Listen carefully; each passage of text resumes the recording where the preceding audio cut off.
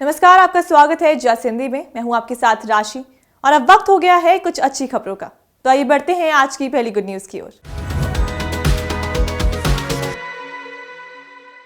भारतीय मूल के सिख कार्यकर्ता अमर सिंह को Australian of the year award से सम्मानित किया गया है। न्यू साउथ वेल्स सरकार ने 3 नवंबर को उन्हें स्थानीय हीरो की श्रेणी में ये पुरस्कार देने की घोषणा की। अपनी दाढ़ी और पगड़ी के कारण जातीय अपमान का अनुभव करने वाले सिंह को ये सम्मान बाढ़, जंगल की आग, सूखे और महामारी के दौरान समुदाय का समर्थन करने के लिए दिया गया।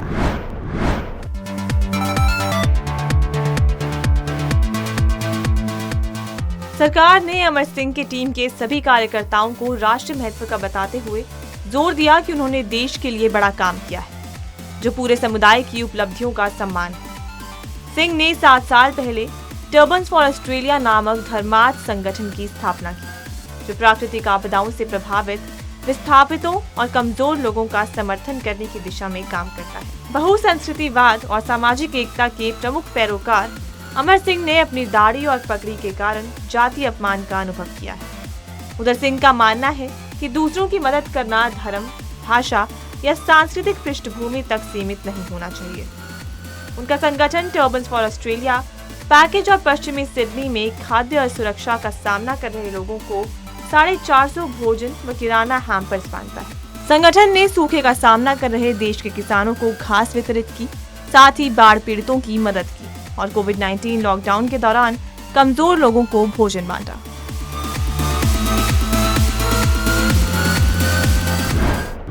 ब्रिटेन के 11 साल के एक लड़के यूसुफ शाह ने इतिहास रच दिया है। इतनी छोटी सी उम्र में यूसुफ ने मेंसा आईक्यू स्कोर में 162 अंक लाकर दुनिया के सबसे बड़े जीनियस एल्बर्ट आइंस्टाइन और स्टीफन हॉकिंग को भी पीछे छोड़ दिया है। एक रिपोर्ट में कहा गया है कि एल्बर्ट आइंस्टाइन और स्टीफन हॉकिंग का आईक्यू 160 के करीब था।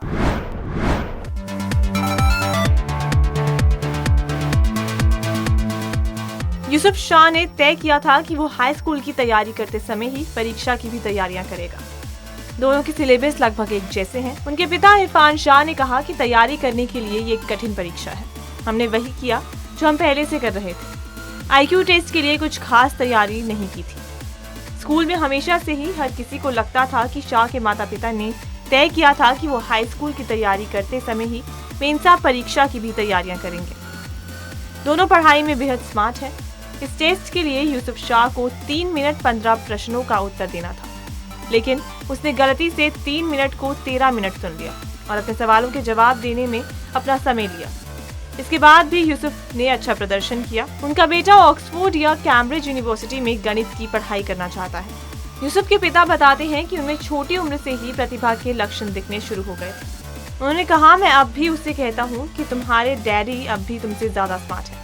पिता ने आगे कहा कि नर्सरी में भी हमने देखा कि वो दूसरे बच्चों की तुलना में अल्फाबेट और चीजें जल्दी करता है। वो गणित में काफी ज्यादा तेज है।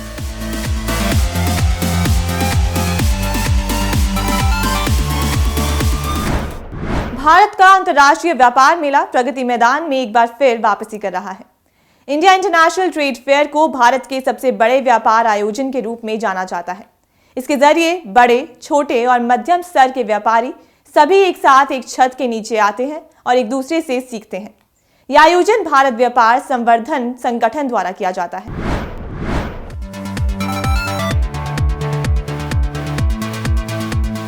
प्रधानमंत्री नरेंद्र मोदी की आत्मनिर्भर भारत दृष्टि को ध्यान में रखते हुए इस वर्ष के IITF की theme vocal for local, local to global.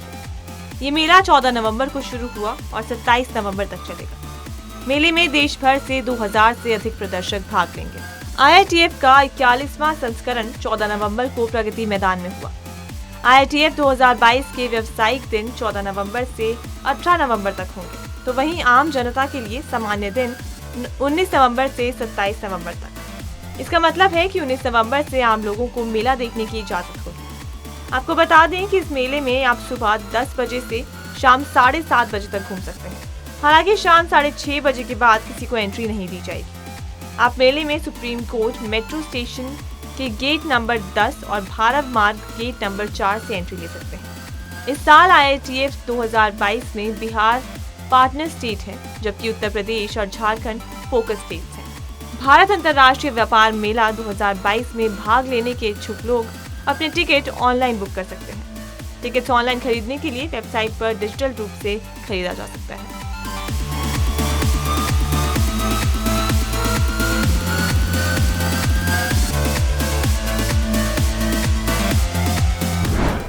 कई बार बसों में ड्राइवर की सोने की खबर आती है, जिसकी वजह से दुर्घटनाओं के होने की आशंका रहती है। इसे रोकने के लिए उत्तर प्रदेश की बसों में जल्द ही सुविधा मिलने वाली है। यूपीएसआरटीसी ट्रायल के लिए 5 बसों में एंटी स्लीप डिवाइस लगाने जा रही है। ये डिवाइस ड्राइवर को नींद आने की स्थिति में कंट्रोल रूम को अलर्ट करने के लिए है। इसके अलावा ये डिवाइस ड्राइवर को जगाने की कोशिश भी करेगा।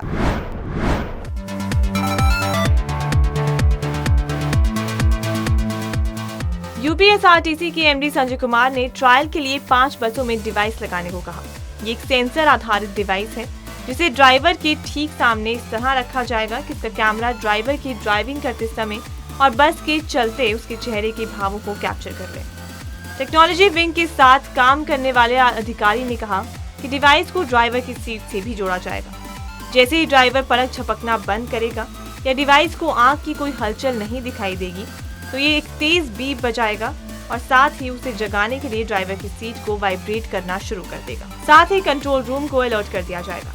अधिकारी के मुताबिक ये सब 5 सेकंड के भीतर किया जाएगा। इस अलार्म के बाद भी अगर ड्राइवर जवाब नहीं देता है या बहुत अधिक नींद में है, तो कंट्रोल रूम को भेजा गया अलर्ट काम आएगा, क्योंकि तब बस के कंडक्टर से संपर्क किया जाएगा और ड्राइवर से संपर्क करने के लिए कहा जाएगा। ये उपकरण मानवीय त्रुटि के कारण होने वाली आकस्मिक दुर्घटनाओं को नियंत्रण करने में मदद करेगा। दरअसल ज्यादातर रात की ड्यूटी पर और सुबह 3 बजे से सुबह 5 बजे के आसपास ड्राइविंग करते हुए ड्राइवर सुस्त हो जाते हैं।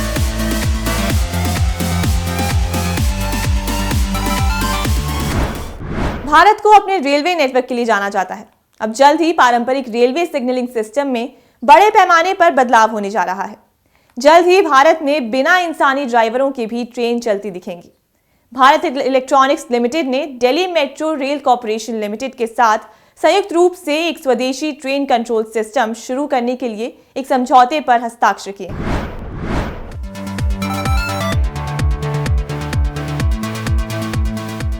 ICBTC को भारत में पहली बार स्वदेशी रूप से विकसित किया जा रहा है। इसके तहत मेट्रो और ट्रेनों को बिना इंसानों के भी ऑपरेट किया जा सकेगा। इससे जहां रेलवे में एक बड़ा बदलाव आएगा, वहीं आत्मनिर्भर भारत मिशन को भी बढ़ावा मिलेगा। बताते चलें कि ये प्रोजेक्ट आवास और शहरी मामलों के मंत्रालय के दायरे में शुरू होने जा रहा है। भारत का रेलवे सिस्टम दुनिया में 4थे नंबर पर है। 31 मार्च 2022 तक इसकी लंबाई करीब 68 किलोमीटर मापी जा चुकी है। ये एशिया का सबसे बड़ा रेल नेटवर्क है और वन मैनेजमेंट के हिसाब से दुनिया का दूसरा सबसे बड़ा रेलवे नेटवर्क। दरअसल ICBTC एक मॉडर्न कम्युनिकेशन सिस्टम है जो समय पर और ट्रेन कंट्रोल की सटीक जानकारी देता है। इसके लिए ये एक रेडियो संचार का उपयोग करता है। अब इसी कड़ी में एक एडवांस सिस्टम मेट्रो और ट्रेनों के मानव रहित संचालन को सक्षम करेगी। दिल्ली मेट्रो रेल कॉर्पोरेशन की प्रेस रिलीज के मुताबिक ये भारत में स्वदेशी रूप से निर्मित सिग्नलिंग सिस्टम के विकास की दिशा में एक बड़ा कदम है और मेट्रो सिग्नलिंग और ट्रेन नियंत्रण प्रणाली में आत्मनिर्भरता प्राप्त करने की दिशा में एक बड़ा कदम।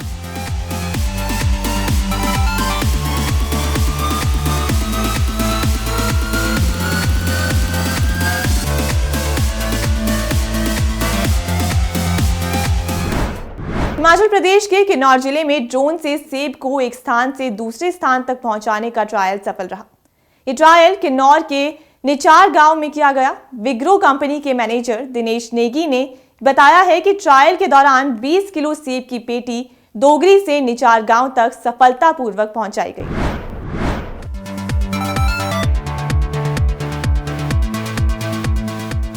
ट्रायल के दौरान ड्रोन को जमीन से 800 मीटर की ऊंचाई पर उड़ाया गया।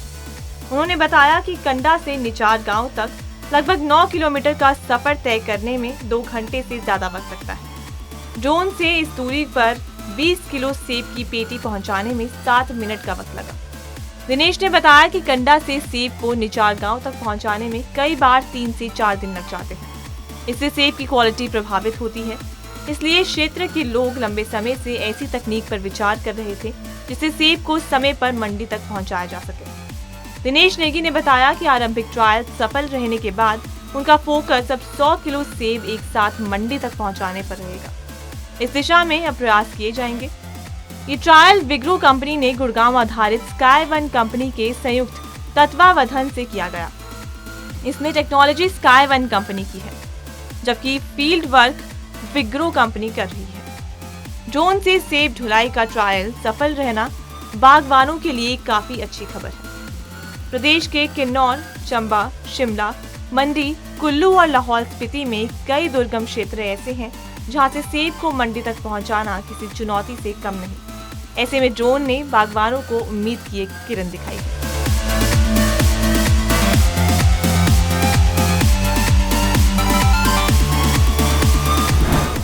जल, थल और वायु सेना को मिलाकर बनाई जाने वाली थिएटर कमान बनाने में भले ही देरी हुई हो, लेकिन अब लगता है कि नए साल तक हमें एक थिएटर कमान जरूर मिल जाएगी। सूत्रों की माने तो ये एक एयर डिफेंस कमान होगी। इस पर वायुसेना के साथ चर्चा चल रही है, जो कि लगभग पूरी हो चुकी है। बता दें कि अभी एयर डिफेंस से जुड़ा फैसला वायुसेना के अलावा थल सेना और नौसेना भी अपने अपने इलाकों में करती है।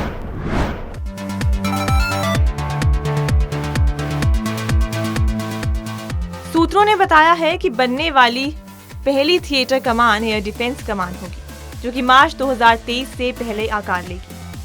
कमान बनने के बाद नौसेना और थल सेना अपने एयर डिफेंस सिस्टम संचालित करने की जरूरत नहीं पड़ेगी। ये एक तरह का कंबाइंड कमांड है, जिसके तहत थल सेना, नौसेना और वायु सेना मिलकर काम करेंगी। चीन और संयुक्त राज्य अमेरिका सहित कई देशों में थिएटर कमांड है। भारत में अभी थल सेना और वायु सेना की 7 और नौसेना की 3 कमांड है। इन्हें मिलाकर 4 कमान तैयार की जाएंगी। सभी के थिएटर कमांड CDS को रिपोर्ट करेंगे। ये लंबे समय से सुझाव दिया गया है कि भारत को एक एकीकृत ट्राई सर्विस कमान स्थापित करनी चाहिए। ये सिफारिश कारगिल युद्ध के बाद आई थी। जनवरी 2020 में जनरल रावत को चीफ ऑफ डिफेंस स्टाफ बनाए जाने के बाद उन्होंने इन कमांडों के लिए संभावित डिजाइनों पर विचार विमर्श करने के लिए सशस्त्र बलों के उप प्रमुखों के साथ मुलाकात की। 2020 की शुरुआत में इसे स्थापित किया जाना था, लेकिन कोरोना महामारी की वजह से ये काफी समय तक टल गया।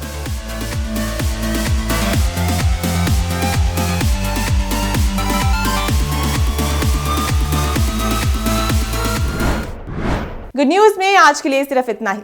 फिर लौटूंगी कुछ अच्छी खबरों के साथ। तब तक के लिए मुझे दीजिए इजाजत और देखते रहिए जस हिंदी।